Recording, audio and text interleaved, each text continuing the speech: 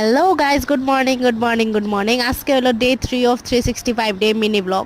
তো আমি সকাল সকাল যেতেছি অঙ্গনারী সেন্টারে, কারণ আজকে বাচ্চারা টিফিন দিব। আর আজকে দেখো না যে রৌদ্র, আমি আজকে কাপড় ধুই নাই তো ওই লিগা আমার লগে যেতেছে মামি। আর অন্য সময় আছে না অঙ্গনারী সেন্টারে ফটো তোলে, ওখানে নতুন স্টাইল বাই করছে, ব্লিঙ্কিং স্টাইল ভিডিও। তো অঙ্গনারীর গেছি যখন চাল ডাল ডিম সয়াবিন চিরা এইসব দিছে। তো এটা ম্যাগিটা যে দেখতেছো, এটা স্পাইসি ম্যাগি, এটা আমার খাইতে খুব ভালো লাগে। তোমরা যদি রেসিপি লাগে কমেন্ট সেকশনে কমেন্ট করে দিও।